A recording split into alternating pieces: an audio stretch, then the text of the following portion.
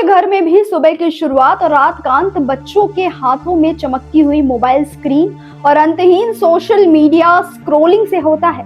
अगर हाँ, तो ये सिर्फ आपके घर की कहानी नहीं है, बल्कि दुनिया भर के करोड़ों माता पिता इस समय एक मौन महामारी से जूझ रहे हैं, जिसे हम डिजिटल लत कहते हैं। आज स्थिति यह हो चुकी है कि जो बचपन कभी खेल के मैदानों में गूंजता था, वह अब रील्स और शॉर्ट्स के व्यूज, लाइक्स और वर्चुअल कमेंट्स में सिमट कर रह गया है।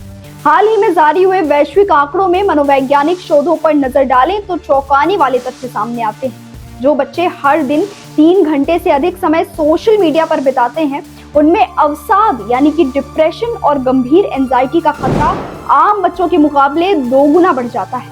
इतना ही नहीं, नींद की कमी यानी कि इंसोम्निया और ध्यान केंद्रित ना कर पाने यानी कि ADHD के लक्षण जैसी समस्याएं अब छोटे बच्चों में भी आम हो चुकी हैं, क्योंकि सोशल मीडिया के एल्गोरिदम उनके दिमाग में डोपामाइन नाम के न्यूरोट्रांसमीटर को इस तरह ट्रिगर करता है कि उन्हें बार बार फोन देखने की तलब उठती है। इसी गंभीर खतरे को भांपते हुए मलेशिया सरकार ने बच्चों की ऑनलाइन सुरक्षा के लिए अब तक का सबसे ऐतिहासिक और सख्त कदम उठाया है, जिसके तहत 1 जून से 16 साल से कम उम्र के बच्चों के लिए सोशल मीडिया का इस्तेमाल पूरी तरह से प्रतिबंधित या फिर बेहद कड़ा कर दिया जाएगा।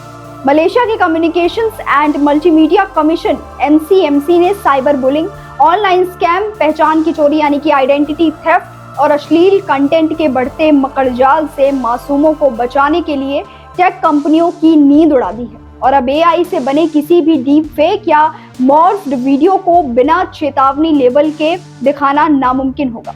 ऑस्ट्रेलिया और ब्रिटेन के बाद मलेशिया का यह कड़ा फैसला पूरी दुनिया को यह संदेश देता है कि अब डिजिटल अनुशासन का समय आ गया है और हमें सरकारों के भरोसे बैठने के बजाय अपने घरों से ही क्रांति की शुरुआत करनी होगी। अब सवाल यह उठता है कि एक जिम्मेदार अभिभावक के रूप में हम अपने बच्चों को इस अदृश्य जाल से कैसे सुरक्षित रखें।